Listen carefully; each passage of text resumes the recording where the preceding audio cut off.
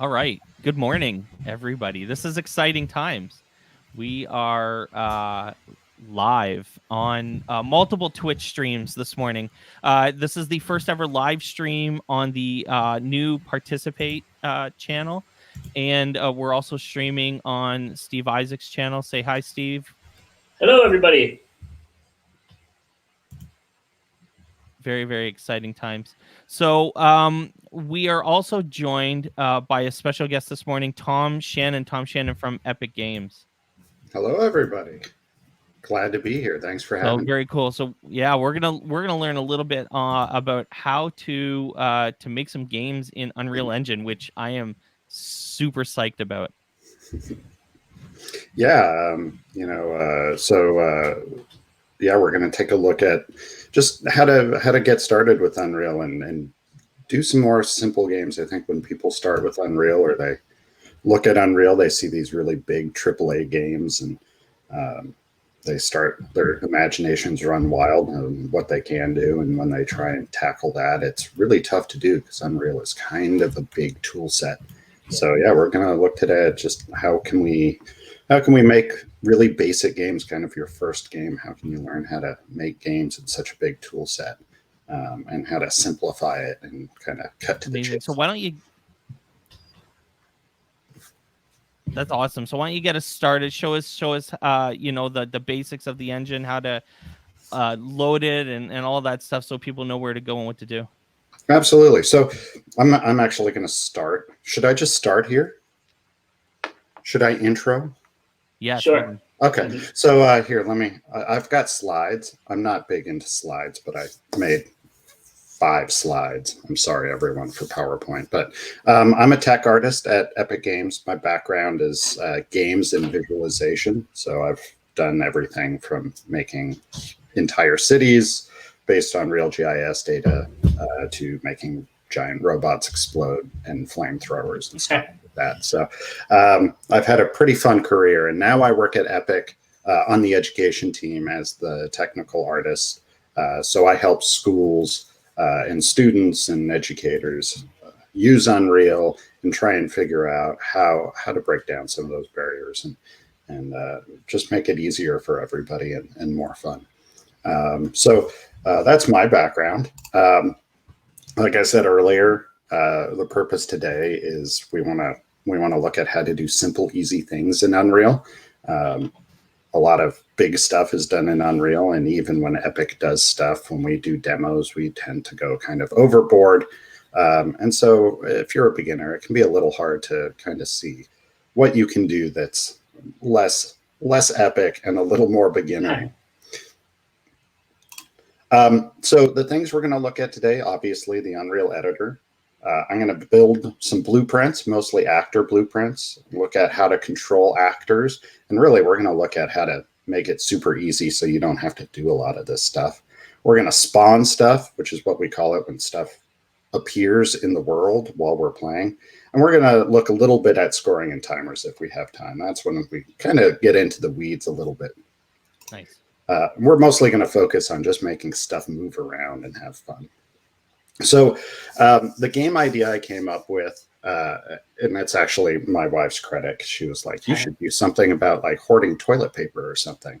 And I was like, that's a great idea. So what I ended up with is a game idea where basically TP rains down from the sky and you have to herd it into your van as fast as possible. And this is kind of like a very first idea into a game. So it's very simple. It's single player. You could die if you fall off the sides, I suppose, but we could block that off. So there's no death. It's really just you want to get these items into a goal and it'll register a score. And then if we've got time, hopefully I can do a little co-op version. I'll have to yell down the stairs for the kids to bring up an Xbox controller to do that. So let me just give you a high-level overview so you'll know these are the things we're going to make. We're going to make a level, and a level in Unreal is where stuff happens, kind of obviously. We're going to have a character. A character is an actor that you can control. So an actor in Unreal is anything that's in the level. We call it an actor with a capital A because that's the Unreal rules. And then we need a fixed camera in Unreal. Your camera tends to like to be right behind you and kind of over the shoulder or whatever. A lot of people think that's kind of the Unreal look, and often it is. It's a great engine for third-person games. But I want the camera to be locked up in the sky. We're going to make a game mode. That's the class that describes everything in Unreal. It's a really important class, and we'll start to look at kind of how you use that. We're going to, like I said, we're going to make a spawner that spawns stuff, and then we're going to make the stuff that spawns out of the spawner. And then we need, obviously, a goal to get the stuff in there. And that's all I've got for slides. So Chad has chimed in that we should have, instead of XP, you make it TP points. I think that's a great idea from Mike Jezik. I love it. All right, so we're going to get started here. I'm going to make a whole new project from scratch. I think I've actually got a version of it running already, and I'm just going to close that down. So, Tom, what do people have to have installed, like the base thing that they have to have installed to even do anything at all? So the first thing you need to do is you need to go to unrealengine.com and register, obviously, and then you download this. This is our launcher. And if you've already played Fortnite or you have our the games store installed, it's the same launcher. Just when you bring that up, you can click down, hello, free games and stuff. You can click down on Unreal Engine, and it kind of converts over to the Unreal Engine page. And then you go over to library, and here's where you can install your engine version. So right now I've got 424.3, which is the latest production version. And then I've got 425.0 preview 4, which is kind of a beta version or an alpha version of the next version of the engine, which we release so people can play with, give us bug reports, and just kind of get a head start. So when we release it, they can hit the ground running. We're going to work totally in 424 because I don't want to deal with any of the instabilities or any of the features I don't know in 425 yet. And so, yeah, this is where you control all of your engine installations. And you can have lots and lots of engine versions. You can actually go all the way back to 4.0, and you can have one of every version installed on your computer. Mm-hmm. If you've got the hard drive space, they're kind of big. Right, of course. But you'll see down here that the projects are tied to a specific version of the engine. So you don't have to worry if a new version comes out, you can give it a try. And when you double click on your projects, they'll just open in the same version that they've always opened in. So it's really safe to try out new versions. So in this case, we're just going to launch 424.3. So you can also get the engine from GitHub and compile it yourself. If you're running on Linux, you have to. But if you're on Windows and Mac, you can use the launcher to get what we call precompiled binary. So this is when we start a new project. We now have this new wizard that comes up, and it shows you all of the projects that are in this version of the engine. And then it also lets you create a new project. And because people are using Unreal for a lot more than games today, we've kind of had to adapt to that. And so now we have some templates that are a little more focused for those folks. And they're really cool, and you should check them out. They've got a bunch of cool stuff in them that you can learn from, even for making games. But we're going to start in games because we're making games. Games. Yay, games. So when we click games, we get a bunch of templates. And these are really nice. These are essential. I really almost never start a project blank anymore. Even if I'm using almost nothing that's in one of these templates, there's a bunch of stuff that's kind of boilerplate set up for me already, like input bindings and stuff that just make my life a lot easier. I often start with this one because it gives me a mannequin character with some animations and some world stuff to work with already built. And so I don't have to recreate a character. I can just start with a really robust character, and I can plug in my own mesh into it.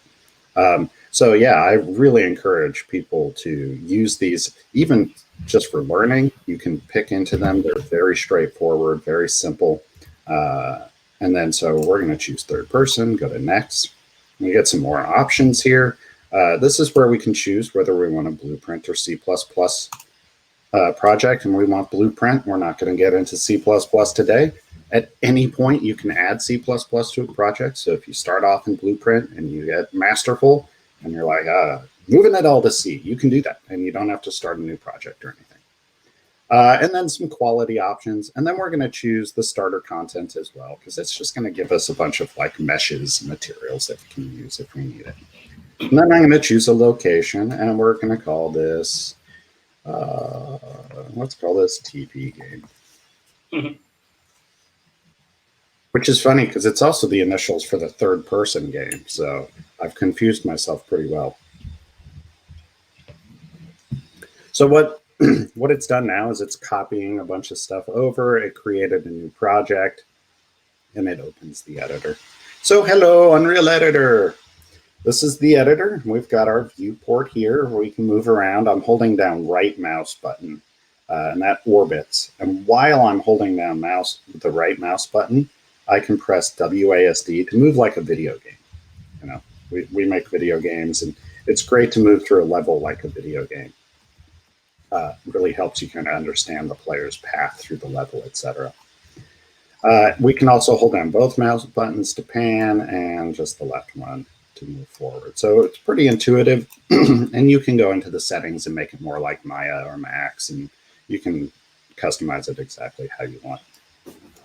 So in this viewport, we can click on anything, and those are our actors. You can see as I click on each actor, over here in our world outliner, it's highlighted. And our world outliner is a nice organized view of the world. You can create folders. You can also click on actors in here. And if you double click on an actor, it will zoom or focus on it, which is really handy, especially if you need to zoom around the world really quickly. So you'll also notice as I click on actors, well, maybe I've got all this junk over here. No, not now, just go away. Over here is the details panel. So as I click on each actor, you'll see these are all static mesh actors, which is kind of the building blocks of levels or static mesh actors. And you can see as I click on them, there's different static meshes. And then there are different classes, like this reflection actor or a light actor. And you can see their properties all change as I click on them. For example, I can click on this text render actor here, and I can say the world, and I can change, you know, its scale, etc. So this is where all the properties for actors are in your world. And as you click on actors, the properties populate here, and that's how you kind of modify your stuff in the world. So then down here, we've got our content browser, which is where all your assets are stored. I always like to click this little button here. I wish it was on by default, but this gives you the hierarchy view. Otherwise, you kind of have to use these breadcrumbs here. And I don't know how to do that.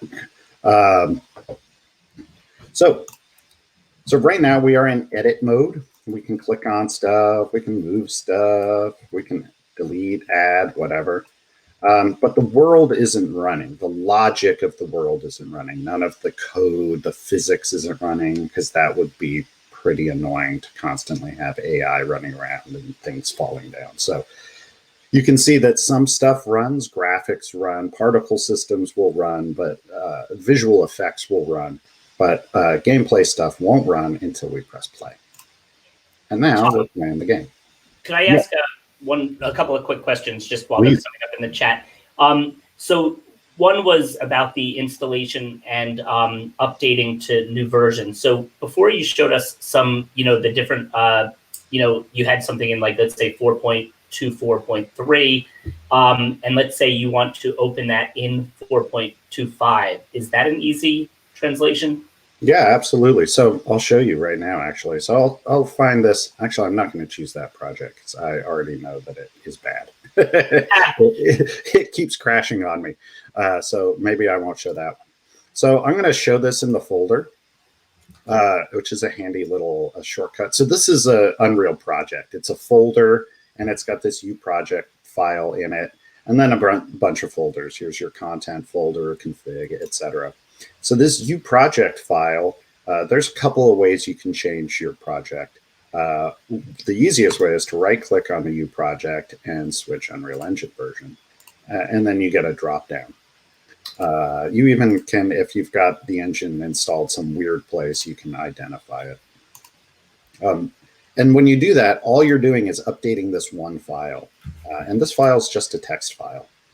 So you can see right in here, it tells us what engine version. So I could even put in 425 there, save it, and it would open in 425. Or I could give it like a direct path, C drive, whatever. So it's just stored here. And when you do that, it doesn't modify anything in your content or anything. So you can totally like take your project, switch it to the new version, open it, see if it works. And if you don't save anything, you can go back. But if you save anything, you're stuck. Okay. And do we tend to get weird errors and things because of incompatibilities, or is that not a huge concern? If you're in blueprints, typically not a lot. But we will be really clear in our release notes if there's a section at the bottom of it that's like upgrade notes that's intended for people upgrading projects. So we try to be really good about documenting any changes that you'll need to update from one version to the next if things have been depreciated, whatever. So it's pretty safe. I still recommend making a copy of your project and trying it out there. And then when you're happy with it, then go switch your real project over. But if you're, working on a simple dorky project like this, you can switch it and play with it. And I guess the making a copy, like you say, just really gives you two instances of the same exact project, and they would probably both show up then in there as one in one version and one in the other. Yeah, Unreal projects so the whole folder here, if you take this folder and you copy paste it, you now have another version of the game, and you could have them up. So they're totally self-contained, and they don't have any external dependencies. And so that's how you kind of share them around too. You just copy that whole folder. Cool. And then I'm not sure if this would fall under a feature request or just a question, but there's a lot of banter in the chat about whether or not there were Fortnite assets like in the marketplace so that kids could bring, Fortnite characters and create their own, kind of take it to the next level. Like obviously they could do it in Fortnite Creative, which we've been doing a lot with, but it would be also cool for that next step to bring, those kind of familiar assets into Unreal and mess around with them. Are those available? I'll just say we agree. That would be very cool. Okay. And I'll leave it kind of there. Currently, there is no way so if we go to the marketplace, there isn't a Fortnite pack or anything. We did release all of our Paragon assets when we canceled that game.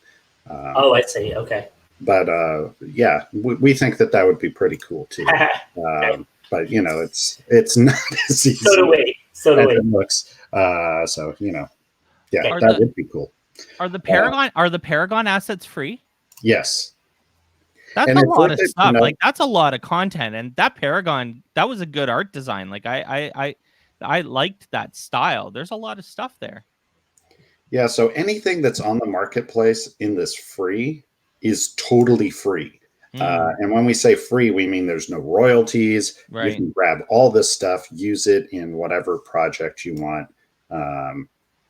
If you need a model of the Apollo rocket, there you go. Sitting there. You need a beautiful interior, all this stuff is here. The Paragon characters, their sound files. The VFX for the Paragon are astounding. They look beautiful and they run super fast. So if you need VFX and great magical explosions and stuff, you should check out these Paragon characters. You will need a very big hard drive because they are enormous. But yeah, and also anything that's in this Learn tab is also completely free and royalty free as well. So anything in here you can snag and throw into your own project. That includes like open world and all of this stuff. You can see there's quite a lot in here for you to pull from. So we've got full game demos, VR, AR, concepts, multiplayer stuff. There's really a lot here for you to work with, and it's all free. And like I said, you can take code, sounds, models, materials, textures, put them into your project, and it's completely okay. I Wow. totally plan to make a game one day. I'm like totally into this. It's, One day. yeah. When I have time, LOL. Today. Yeah. Look, Yeah. it'll only take 1 hour to make this game. That's right. And we have so much more we of course want to see, but the chat is actually buzzing with questions. So Ben asks if we can import your own models and assets and what format they would be in or need. Absolutely. So we support here. I'll even quit here. So yeah, you can import a whole lot of different file formats. Wow. A lot of file, and this isn't even it. These are all the kind of the standard file formats, and then we have a whole other importer that's for design data from like SketchUp and CAD stuff as well. So yeah, we bring in Alembic, video files, textures of every sort. However, for 3D content, for meshes, animation, skeletons, all of that stuff, it's almost entirely Filmbox, FBX, I should say. It's not called Filmbox anymore. That's all FBX stuff, and yeah, it's pretty straightforward. So Blender, Max, Maya obviously work really beautifully. We've worked with them and the FBX team. So if you're coming out of those 3 packages, it works exactly as expected. And there's some really good documentation on that. It's pretty straightforward. What about, do you know about I think it's the OBJ format is what, like we've been doing a lot with my students, with, let's say, Minecraft, they'll export their 3D models. And I love the idea of moving them onward from, say, Minecraft into Unreal with the idea of bringing in some of their own models. But those seem to not always play so well with other programs. I don't know if that's one that you're familiar with. If not, I mean, I'll certainly try it later. Yeah, OBJ tends to work pretty good. It used to be the way you'd have to bring in models over 65,000 triangles into UE4. Okay. But now I think FBX supports up to a couple million. And then do you know with OBJ, does it typically bring in the textures as well? Because I've had experiences with like certain things where I'd bring that file in somewhere and I'd be all excited, and then all of a sudden it would lose all its textures and be like this white Minecraft block thing. Yeah, OBJ tends to be a little less good about that than FBX. Okay. It's an older file format that there weren't a lot of textures back then. I see. Thank you. I was gonna say it would be rad to make a Minecraft style game in Unreal Engine, but design all of like the characters and the assets and stuff in Minecraft. Yeah. Export them. Oh my god, my brain is exploding. Or even like imagine like an adventure map where it's just all the all the builds, like you say, because that's something our kids are so comfortable building in, and then if they can bring it in and navigate in Unreal, then we see one of my big goals, and this is what I kind of wrote into the I got one of the Epic Mega Grants, and my whole idea there was that I'm working with Fortnite Creative with my students. And Fortnite Creative is wonderful, but the goal is to bridge the gap from Fortnite Creative to Unreal Engine to get them developing, in a real full-on game engine. So things like that lend really well to that idea. So, that's where my lens is always coming from when I ask, those kind of questions. But and we've got tons of free materials. So we acquired this company called Twinmotion, who built this really cool application that runs on Unreal. And now they're part of our family. So we went and took all the materials that they made for that, and we've put them into this pack. So if you bring in materials from Minecraft or whatever, or models that the materials don't look good or they didn't come in, you can just grab one of these packs and start throwing materials on stuff. And there's tons and tons of materials. We also just acquired a company called Quixel, and they make a massive library of surfaces and 3D models that are used by Hollywood. So if you're looking for photorealism, we've got, and it's all free. We purchased them, and now there's hundreds of thousands of surfaces and models that are totally free. Let's just keep you buying all the notice that there's a theme that Tim Sweeney has, which is find cool company, buy them, put stuff out for free. Nice. This is Bridge, which is where you can grab all of those materials and models. And you can see there's just absolutely tons of them, and they're super high quality. They're all photo scanned from real world locations. They go around the world and do photogrammetry. They're beautiful 3D models. So these assets like take up hard drive space, obviously. Yep. What are like? I mean, I know there's not a perfectly easy answer to this, and in the chat, I made a joke that you would need a giant hard drive. But I mean, what size of hard drive do you have on your main computer here? So this is my laptop, and it's only got a 1 terabyte drive. You can take a look here. Yeah. And so with a couple versions of Unreal and Photoshop and all that stuff and some projects, I'm around, half full. If I were to put the development version of Fortnite on here, I would not have enough of them. It's over 1 gigabyte now. So our workstations at work have a 1 terabyte main drive and a 2 terabyte SSD. But we're working on the biggest game on earth. So, its install size is like 70 gigabytes now. 100%. But yeah, I think I would go for a terabyte for your drive, whether that's your C or a data drive. It doesn't have to be insanely fast. Unreal loads pretty darn quick from drives. So even a high speed, non-SSD drive that's super cheap would work well for storing your projects. That's what I used to do, is I just had like a big 4 terabyte Western Digital that I throw all my projects on. Right. Good. All right. Cool. Do you have more? Chat. I think we're all caught up to chat now. Yeah. All right. Step 2. All right. So I think I had pressed play, and I've gone into play mode now. And so this is what we call Pi, a nice little name that someone gave it, which is play in editor. So we can push this button and just start playing and stop playing instantly in the editor. And we have some options. We can also, do mobile previews. We can pop it open to another window. We can even launch it as a standalone game, so we don't have the editor in the background causing differences. Because, when you test like this, it's really fast, but it might not be representative of the entire experience of the game loading and all of those things. So it's a great way to test, but it doesn't give you the whole picture like testing a standalone game will. But for today, this will work well. So you'll see when I press play, I become this mannequin guy here. And this means that this mannequin here is a special type of actor called a pawn.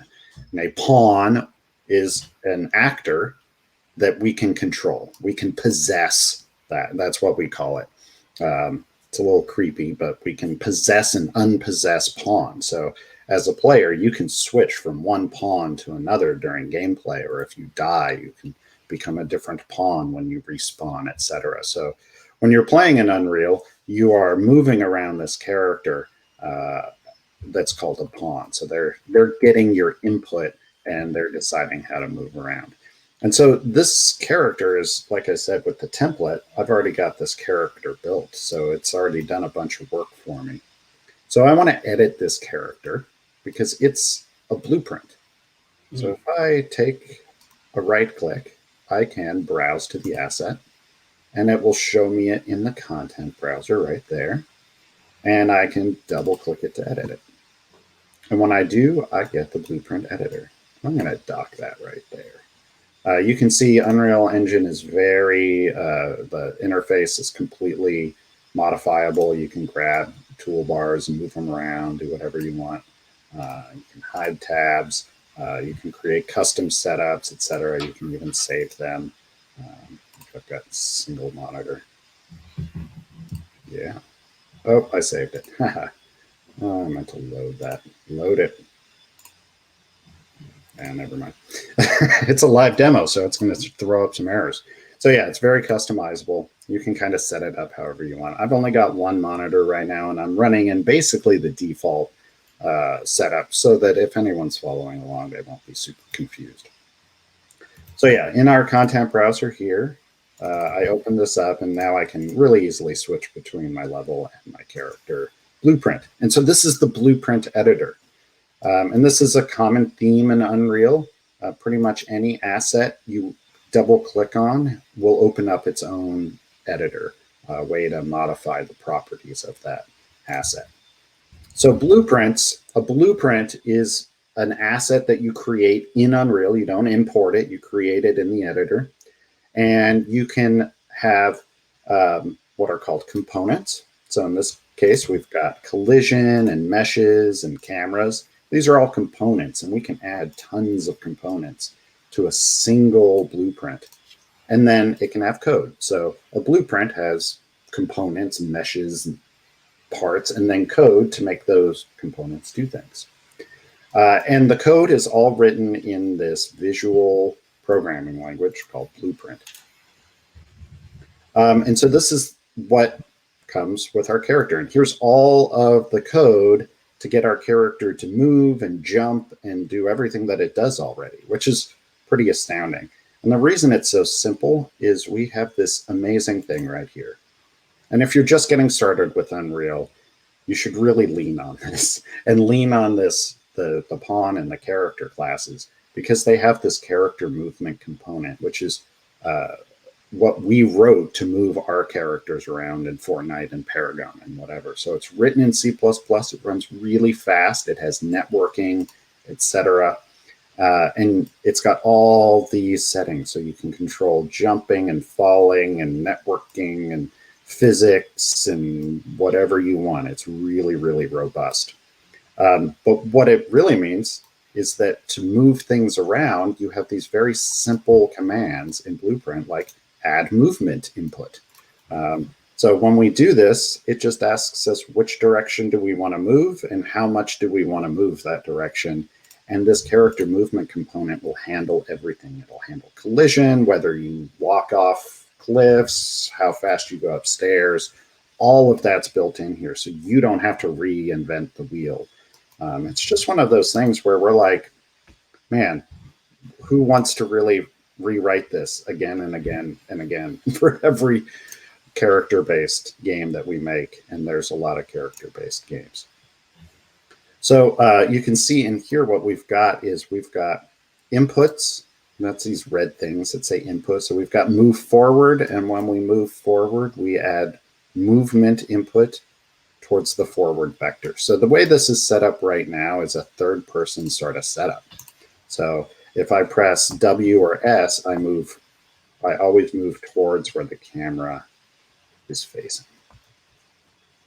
And if I can do my cursor kung fu, you can actually see that while the game is running, you can watch the blueprints fire. Wow, that's cool. So you can see that these fire every single frame because input needs to be sampled every single frame.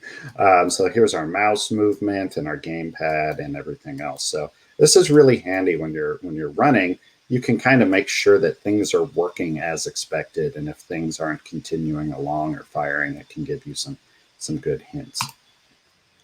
So let's take our character here and let's start building this TP game. So I'm gonna actually build a whole new folder. I'm gonna start with a new folder here, and let's call this TP game.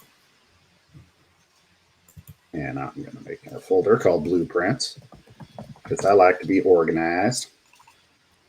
Now in Blueprints, I could create a new character, or I can just steal this one by dragging, dropping, and copying. And now I've got a copy that I can use. First thing I'm going to do is rename. And I always name my blueprints with a BP underscore because it's habit. This is a naming convention that us old devs can't stop. It's not enforced by the engine at all, but it can help with organization. And you'll see later that it actually helps a little bit. Call this our TP guy. All right. So now in our level, we don't want third-person character. We want TP guy. Now we're playing as TP guy. All right. So now if I press play, he'll act exactly the same. No. This is something I hope to avoid. So what we're seeing here is there's this class. I'm losing my cursor. I apologize. Sometimes the gray on gray is a bit tough. So this class right here is called the player start. So there's two ways of starting yourself off in Unreal. You can either put your pawn right into the level and tell it this is where to start, or you can use a player start. And it's really a philosophical choice. By default, if we don't have a character in our level, the game will just try and start at the player start. And you can move this player start around wherever you want, and that's where your player starts. So I personally prefer the player start method. So I'm going to go that way. So we're going to keep our player start right there. So when we get started, I can just go straight up there. Now, the next thing I'm going to create is the game mode. I talked about it way at the beginning. And the game mode is really important. Whenever you make a new game, you're probably going to make a new game mode as one of the first classes. So to do that, we can add new, or I'm just, ooh, hey, no, not you. I'm too fast for my own good. So I can either go to add new and create a blueprint class there, or you can also right click, which is what I tend to do more. So if you see this menu just pop up, it's because I'm right clicking.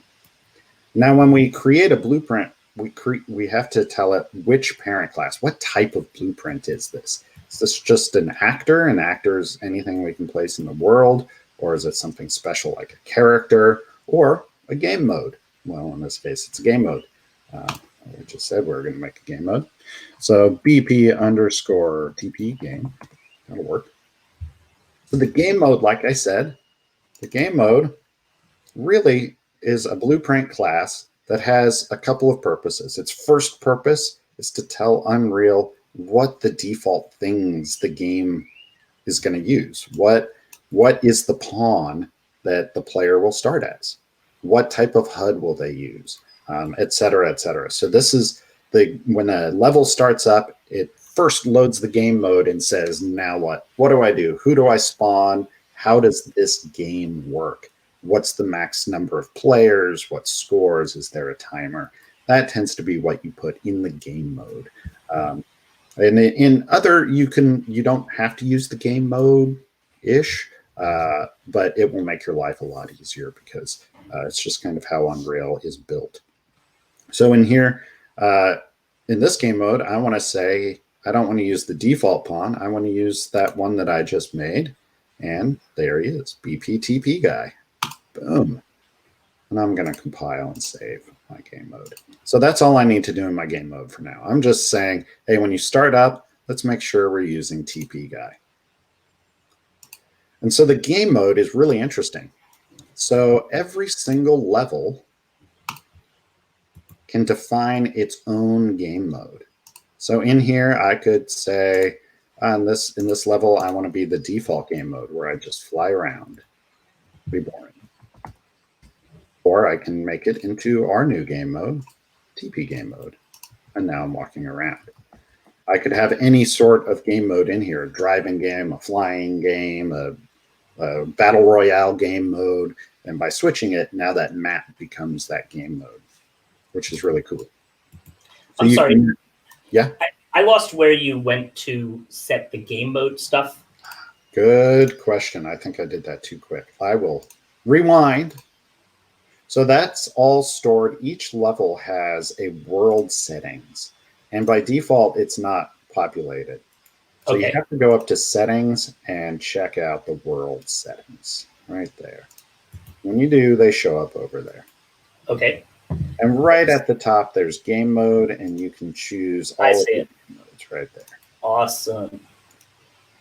And you can also, if you need to, you can kind of pop it open to see, oh, which one is that? Ah, it's the one with TP guy. That's the one I want. So TP guy is my new official favorite name for a character. So I'm gonna make some changes to TP guy because I'm not into the mannequin today. Right. He's just too much mannequin. I want it to be a little sillier. So I'm actually just going to turn off that mannequin.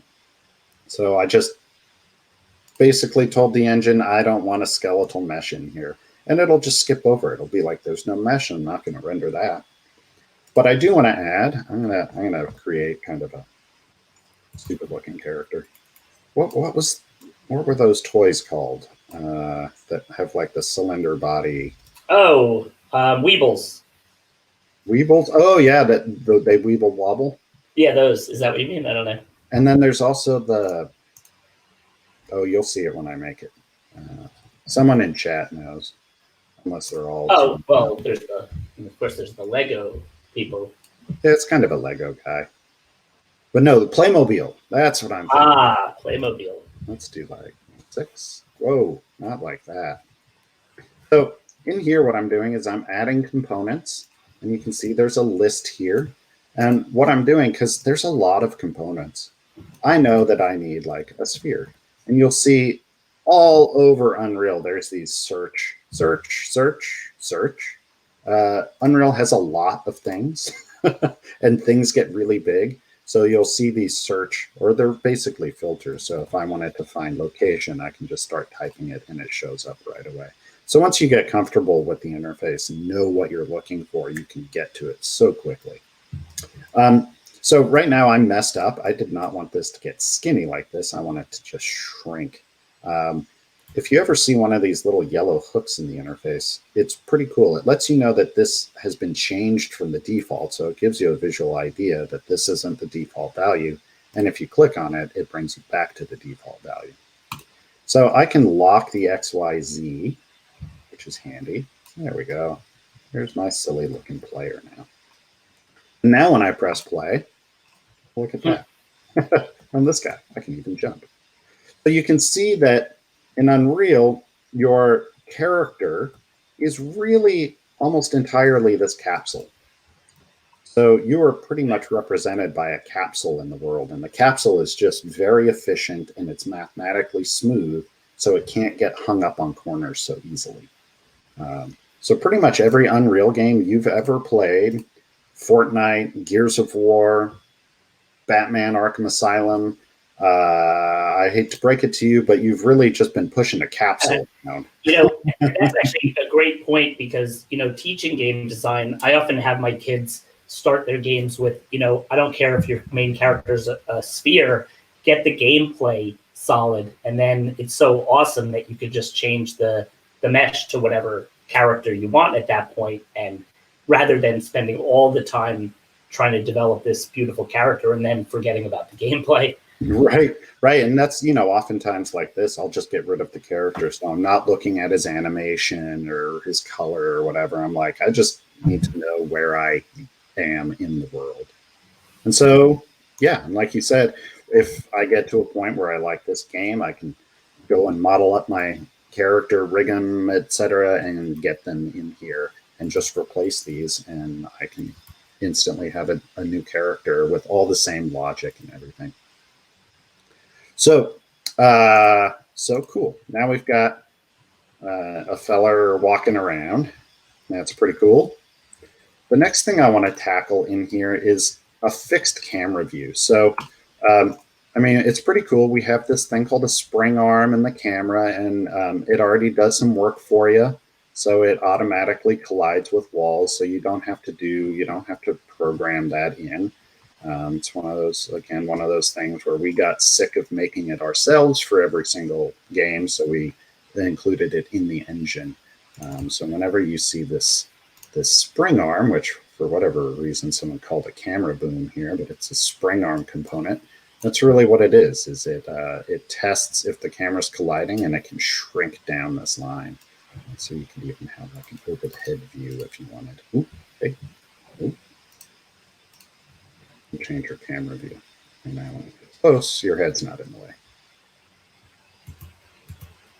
So, and the point here really is I'm trying to show you that there's a lot of stuff in Unreal that's kind of already done for you. So you can kind of get to where you're going really quickly, but you kind of have to know it's there because Unreal is so big. So it's really helpful, I think, to see people who know the engine kind of poking into it so you can see how they tackle these problems. Because you could rewrite all these systems and start from scratch.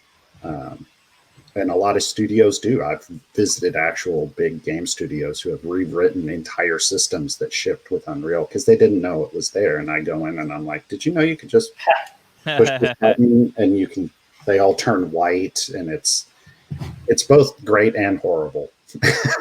I'll tell you, I mean, game engines have come so far in particular, probably in the last 5 or 10 years. And I mean, it's amazing to think that like you're not doing any coding. Like, we haven't seen you write a single line of code, I don't think, the entire time.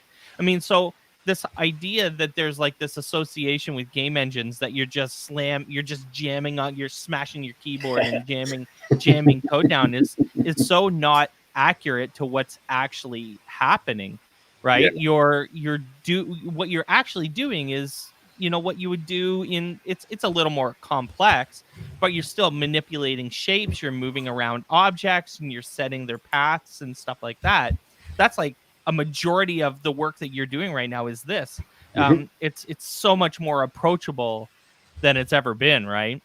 Oh, absolutely. Absolutely. I mean, even Unreal Engine 3 was archaic in comparison. And when I've had to go back to it, it's been a really stark wake-up call and demonstrative of how much better game engines are and how much more approachable.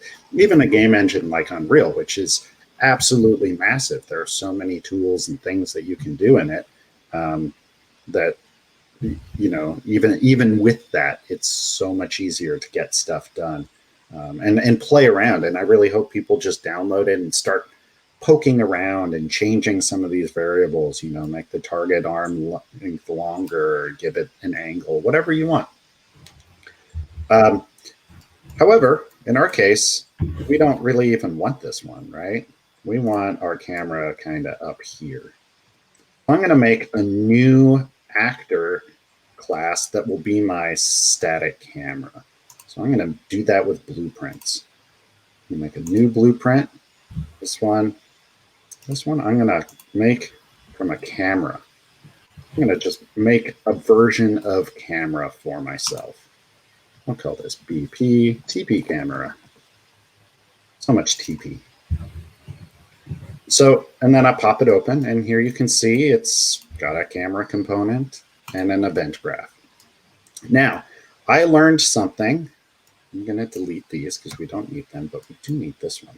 I learned something a while back, and it's one of my favorite things in Unreal because I never really knew how to make the camera not follow the player. So I would make the player camera static in the sky, and it was really kind of hokey and weird because it really didn't want to do that. But then I learned of this amazing node. So the way to get to it is we first have to get our player controller. Now, this is something that I won't get too far into, but the player controller is another one of the classes like game mode, pawn. The player controller is you in the game. So every person that joins the game gets a player controller, and it's your interaction with the world, and it contains a whole bunch of functionality for doing stuff. And one of the things it does is it manages your camera. And so it has a function called set view target with blend. And this literally just lets us tell the game, what camera am I looking through? And so I need to tell it, who am I looking through? I'm looking through myself. So now when the game starts, this camera is gonna get the player controller and say, hey, player controller, look through me, not that pawn over there. And we could have it blend over time, but we just want it to start immediately. So all I have to do now is drop our camera into the level. And you'll see we even get a little preview of the camera's view, which is very handy. And we can just kind of tilt it and get it going where we want. There we go. And now when I press play, the camera's in charge. And now I have a lock. Ta-da. Oh, okay, interesting. So that's wow. So that gives us that kind of top-down view instead of it following like the third person was originally. Right. And if you wanted, you could add in some code, like if you're making a side scroller or a game that doesn't have the camera locked to the player specifically, you can add in code into this camera class to make it move around or do the things that you need to that are independent from your player. So the big difference there was that you locked the camera versus having it attached to the player. Is that right? Right. So that camera that's attached to the player is still there. Just when the game starts, event begin play it gets called on every single actor right when the game starts. And so this actor tells the game, I'm the view. Look at me, I'm the view now. And that's what we get. Super easy. And then what's really nice is we can just, move this anywhere. And if I didn't want a locked camera, I just delete it and I'm back to my third person camera. Wow. Undo, and there's my camera back. So now I'm going to do a little cleanup in my character because in this view now, I've got mouse control. So if I press forward and move my mouse around, I rotate. And I tried that as a control scheme, and it's not good. It's almost good until it's super not. It's actually okay. I don't know. And you can strafe, and it's just kind of weird. So what I want is, let's take a look at how that's working in here. So here's my movement input. And what's happening now is when I press forward, back, left, or right, it's doing a little math. It's figuring out which way I'm looking, and it's getting the forward vector, which is, now we're going to move into that programming and math. I'm sorry. But luckily, I'm going to get rid of all this math because top-down games are super easy. Because right now, it's trying to figure out which direction in the world I'm facing, and I want to move forward towards that. Well, in a top-down, I don't want that. I want to get rid of all that. And instead, I can just tell it an explicit world direction. So when I press forward, I want to go up and down. And in Unreal, that's X. And then when I press left and right, I'm going to go left and right. Unreal, that's Y. Unreal is a Z up, Y right. Tim Sweeney came up with it, and he's apologized publicly on Twitter for it because he didn't really know what he was doing. He came from a world where, top down, he did top down games for his first few games. So when he added the third dimension, it made sense that Z went up. People who did side scrollers, X, Y, Y is up, X is forward. And so when they added Z, oh boy, I have to reprogram my brain. Yes, and I apologize. There is no setting to DTIM eyes are set up here. So yeah, I apologize. Luckily, like I have to use this a lot, is in the world. If you look in the lower left here, there's a little gizmo that lets you know, and I often have to be like, wait, which way am I going? X is that way, Y is that way. Okay, good. So that's even tricky for me. And so now when I play, you'll see when I press up, I go up, and I press down, I go down, and left and right, and my mouse does nothing. I'm flailing my mouse around wildly right now. Mm-hmm. And you can see it does nothing. So now I've got that like top-down isometric support. Yay, I can still jump too inside. Now we've got kind of our control scheme. We've got our character. We've got a world. We've got a camera. Let's work. You know what would make this game really cool? Tell me. I think if toilet paper was falling from the sky and we had to move around and catch it. That is a great idea. Let's make some toilet paper. So let's start with the toilet paper. Again, I'm going to make a blueprint class. This one's just going to be an actor. This one's going to be called BPTP. EPTP. Oh, yeah.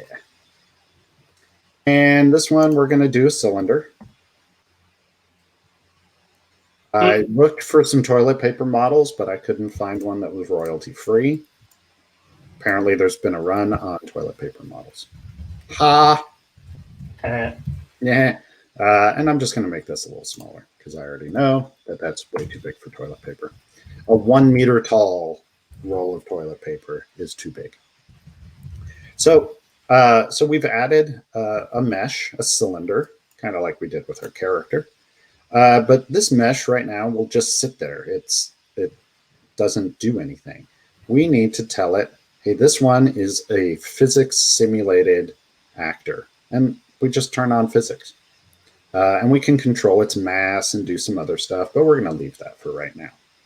So all we have to do to test it out is we could just drag a couple of these into the world. I'm holding down Alt and dragging, which just duplicates them. Now when I press play, Oh, awesome. look at that. We've got toilet paper hanging around. Woohoo! And we can knock it around. Give me that. Give me that toilet paper. Toilet paper. If only I had arms, I could pick up the toilet paper. The next game will be toilet paper soccer. Well, this is kind of toilet paper soccer. Like Rocket League, but with Yes. TP League. TP League. Oh my God, we've figured it out. If this isn't up on the iOS App Store by end of day today, Tom, I don't know what the hell you're doing with your life. It's a race, I believe. All the viewers are now making TP soccer game. So that'll be a design challenge. So we've got good proof that, hey, we've got some toilet paper that can fall from the sky, but we don't want to just have pieces that we stick here. We want something that'll generate them constantly. So now we need another class that'll generate those. So let's make another blueprint class. Again, it's an actor because we want to put it in the world, and we'll call this BPTP spawner. And I'll open this up. And in this case, I'm going to use a box collision. Now, that seems kind of weird, right? Because I'm not going to collide against this. Well, these boxes and these other shapes that we have that we call collisions, we can use for all sorts of stuff. We can sense when objects go in them or out of them, or when things collide with them. So they're a really good way of telling, like, what's in this area. I can get a list of all the actors that are within this box. So they're really handy, and they're a really great way of triggering events and stuff. And we'll see that in just a moment here. So what I'm going to use this box for is determining where to spawn. So in the event graph, I'm going to get rid of tick and overlap. I don't need those just now. On begin play, I want this to happen over and over. So I'm going to use a timer. I'm going to set a timer. And let's just have it do it every 1 second, and let's have it loop. And so what happens every second is it wants to call an event. These red nodes in Blueprint are events. And there's a bunch of events that ship. There's begin play and tick and overlap. Well, we can also make our own. So you can make your own event at any point with add custom event. And now we'll call this one spawn TP. And then we can just connect these. That was probably pretty loud. And so now every 1 second, this event will be called. And so we can throw some code in here to make something happen. So what we want every second is we want to spawn TP. So we type in spawn actor, and spawn actor from class is the one we're looking for. So we'll hook that up. And the way blueprints work is when one of these events gets fired, so all blueprint code starts with an event, something happening. The level loaded, someone got hit, someone got hurt, there was a collision. They all will have an event. And so when the level begins, this fires, and blueprints follows along this white path called the exec path. And so it flows left to right by default, but it's really, it follows this path, and it fires one node at a time. So if there were more nodes, it would do this, then this, then this. And it's kind of how you do your flow control. And it's entirely based on the line. So even if you did this, it would still start here and go backwards. But that's something only horrible people do. So please don't. So we're gonna every second we're gonna spawn an actor. Now, if I hit compile right now, Blueprints is gonna error, and it's gonna say, "Hey, you didn't do this right." And what's nice in Blueprints is it kind of tries to give you a clue. So spawn node, and if we click there, it'll zoom straight to it. Must have a class specified. Well, we want to spawn our TP. So where's our BPTP? Boom, BPTP. Now I'll hit compile again. Now it's like, no, even worse. You're worse now. Spawn transform pin is invalid. So the transform, if you're not familiar with game speak, transform is a rotation, or in our term, a location, rotation, and scale. And so in case you didn't know what I just did there, whoa, no, not that. So in Unreal, in Blueprints, there's a shortcut you can use. When you've got these things that have lots of stuff in them or struct, you can right click and split it and get to the inside of that, which is just convenient. So if you're watching tutorials or seeing Tom tear through some blueprints on a live stream, and it doesn't match, when you first put this down and it looks like this, and you look at the tutorial and it looks like this, it's because they've split that pin. And that happens a lot with people when they first start, is that there's a lot of these blueprints. And then we can split these pins even more, and now this node looks nothing like the one that came out of the box. So if you ever see that and you're like, I swear I've got the right node, but it's missing all that stuff, maybe look to see if you can split those pins. Is the splitting it just an organizational thing so that you can see your X, Y, and Z and how you want to set it up? Okay. So the old way, so this was, let me recombine. The old way, and it still works, is you would make these. And so you'd use these nodes that would split them apart. You would make a vector. So that's exactly the same as doing it right here. It just makes your code a lot cleaner.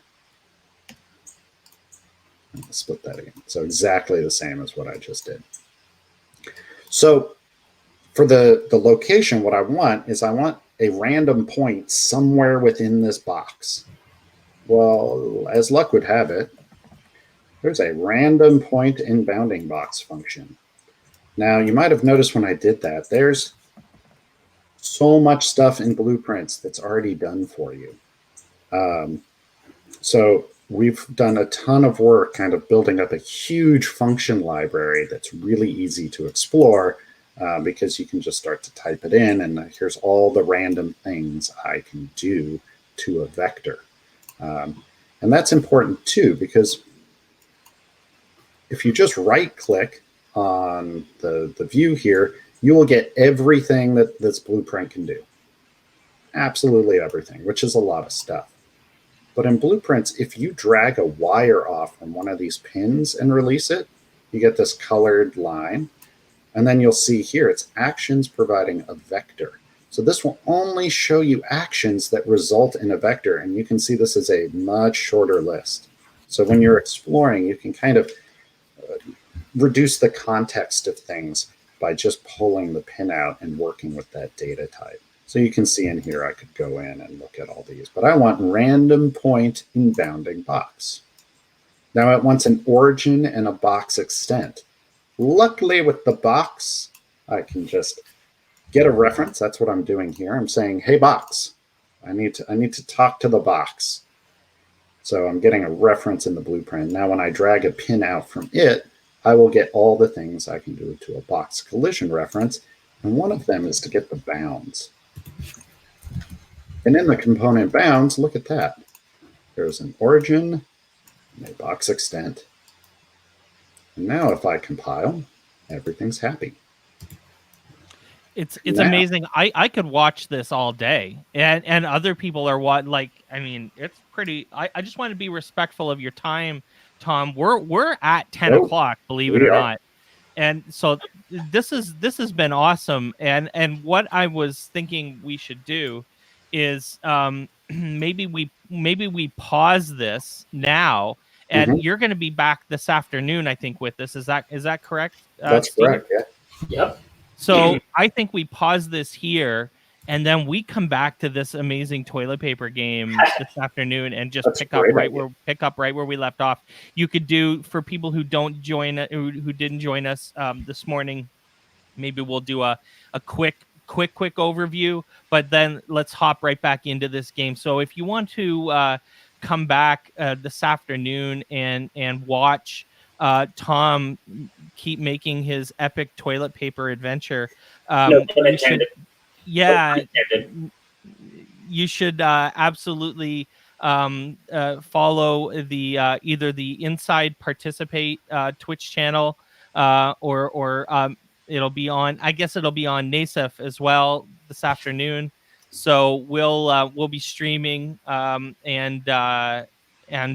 we'll be putting it on And- Steve's YouTube channel as well. Yeah, and I'll post the YouTube link along with our promos for this afternoon, so that people will have the option, of course, to view what we did just now. As Yeah. well. This is rad. I'm digging this, and Yeah. I am totally going to make a video game. Yes. I've been wanting to do it for years. So, Tom, appreciate your time this morning. This was pretty Thank sweet. you for having me. And we'll see everybody. We'll see the chat and everybody else this afternoon. All right. See you then. Yeah. Thanks, Tom. Thanks, Mike. This Thank was you, awesome. everybody.